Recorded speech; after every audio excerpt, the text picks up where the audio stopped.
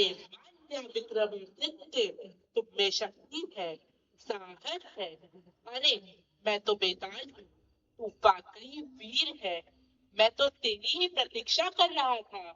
मुझे मालूम था कि बाथरूम उपयोगी तुझे मेरे पास अवश्य भेजेगा। हा हा हा। बात तो तू मुझसे कर नहीं सकता, क्योंकि जो ही तूने मुझसे बात की, मैं उड़कर छूमंतर हो जाऊंगा। और जो तू नहीं बोला, तो तेरे सर के टुकड़े टुकड़े कर दूंगा। हा हा हा। आओ, मैं तुझे एक कहानी सुनाता हूँ। रास्ता भी कट जाएगा और तेरा मन भी लग जाएगा।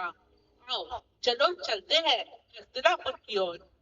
यह वह क्षण है जब पांडव पुत्र अर्जुन ने द्रौपदी को जीता और माता कुंती के पास ले आए। माते, माते, प्रणाम माते। देखिए, आज हमने भिक्षा में क्या प्राप्त किया है। सदैव की तरह पांचों भाई भिक्षा ही लाए हो ना। माता श्री, देखिए तो हमने भिक्षा में क्या प्राप्त किया है। शीघ्र आइए माते, आप देखते ही चकित रह जाएंगी। अरे मेरे वीर पुत्रों, भिक्षा में क्या देखना। तुम पांचों जो भी लाए हो, सदैव की भांति आपस में बांट लो। माते, ये आपने कैसा अनर्थ कर दिया। अरे यह कौन है? पुत्री, तुम कौन हो? यह पांचाल नरेश की पुत्री द्रौपदी है। इनको अर्जुन ने स्वयंवर में वरण किया है। भूलवश मैंने यह बात कह दी जो मैं आपसे प्रतिदिन कहती हूँ। इसका अर्थ ये नहीं कि मेरी बात पाषाण की रेखा है। मैंने जो कहा उस बात का विस्मरण करें। नारी तो शक्ति है, फिर वह माता, पत्नी, बहन के किसी भी रूप में क्यों ना हो, नारी सदैव आदरणीय है। अर्जुन और भीम ने नारी को भिक्षा कहकर उनका अपमान किया है। माता परम गुरु है, इनका कोई भी आदेश अस्वीकारनीय हो ही नहीं सकता। अद्भुत! मुझे लगा था कि ये पांच वीर अपनी माता के वचनों को भूल समझकर टाल देंगे, लेकिन आप सब तो यह मंत्रणा कर रहे हैं कि पांच भाई एक स्त्री को कैसे बांटे। एक स्त्री का अस्तित्व दांव पर लगा दिया।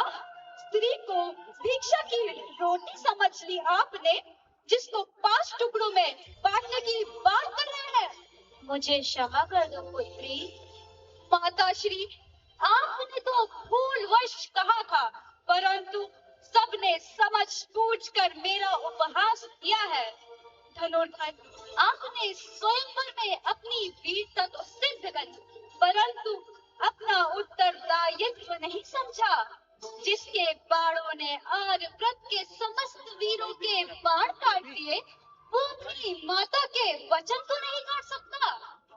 वासुदेव का प्रणाम स्वीकार कीजिए बुआ। क्या हुआ, सब कुशल तो है। हम बहुत धर्म संकट में फंस गए हैं। ये भीम और अर्जुन द्रौपदी को लेकर आए और मुझसे बोले, माता हम एक भिक्षा लाए हैं। मैंने भी बिना देखे कह दिया कि सारे भाई आपस में बांट लो। अब द्रौपदी कोई वस्तु तो नहीं है जिसका विभाजन किया जाए। या तो द्रौपदी ही बताएगी, क्योंकि पूर्व जन्म में इसने महादेव से वरदान जो मांगा था। क्या वरदान मांगा था पुत्री? द्रौपदी ने एक वरदान में 5 वरदान एक साथ मांगे थे बुआ। ऐसा वर मांगा था जो धर्म का प्रतीक हो, जो युधिष्ठिर है, हनुमान के भांति बलवान हो, जो भीम है, परशुराम जैसा धनुधर हो, जो अर्जुन है, सुंदर हो जैसे नकुल है, सहनशीलता में जिनके कोई सामान ना हो, जो सहदेव है।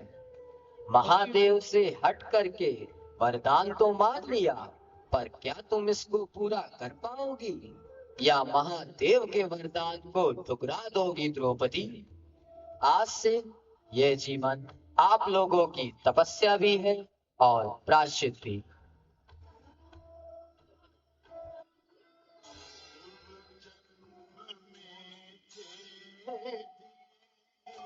शिव ने जो वरे पांच वर द्रौपदी पांचों गुणी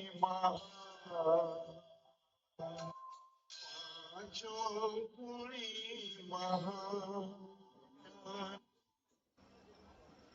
धर्मराज पुत्र को भेंट गदाधारी भीम को सहप्रेम भेंट स्वीकार है। धनुर्धारी अर्जुन को दुर्योधन का भेंट स्वीकार करे। अश्विनी कुमार नकुल और सहदेव को दुर्योधन का भेंट स्वीकार करे। मेरे लिए क्या संबोधन है आपके पास? तुम्हारा जन्म यज्ञ की अग्नि से हुआ है, तो तुम्हें यज्ञ पुत्री कह सकता हूँ। बात अगर जन्म की है तो आपका जन्म तो घट में हुआ था, फिर आप तो घट पुत्र हुए। आइए माधव, अग्र पूजा के लिए। रुको, ये कृष्ण से पूजा, यह तो सिर्फ छल करने में आग्रह है। मैं इसको सर्वश्रेष्ठ नहीं मानता। राजसूय यज्ञ तो कर लिया, पर तुम जैसे कायरों के पास सम्राट होने का गर्व कहाँ? जीवा और अश्व या अंश मुझे दे दिया, या ऋण मैं जीवन भर नहीं भूलूंगा। इसका मूल्य मैं समय आने पर अवश्य चुकाऊंगा पांचाली। आनंद हो गया, आनंद हो गया। अब यह यज्ञ भंग हो गया। यहाँ एक अतिथि का वध हो गया। नहीं दुर्योधन, एक अतिथि ने अपनी सीमा पार करी थी, उसे उसका दंड मिला है, और दंड से मुक्ति मिली है, तो वह स्थान संपित कैसे हो सकता है? यहाँ एक अतिथि को अपमानित किया गया है। मैं यहाँ एक क्षण भी नहीं रुकूंगा।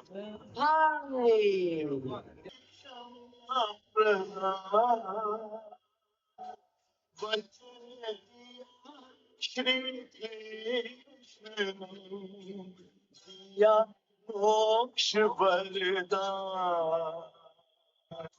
दिया मोक्ष वरदान।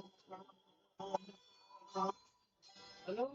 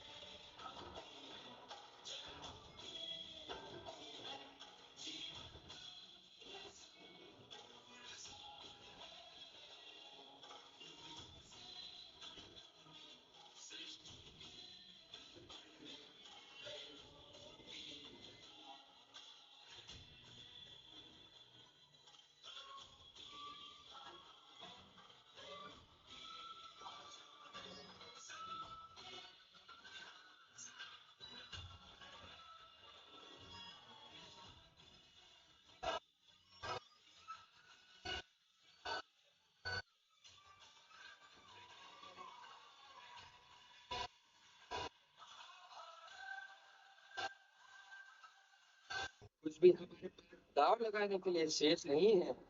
अभी तो आपके पास सर्वस्व बचा है, जिसकी मैं वर्षों से प्रतीक्षा कर रहा हूँ। दादाश्री, लगाइए पांचाली पर दाव। दुर्योधन!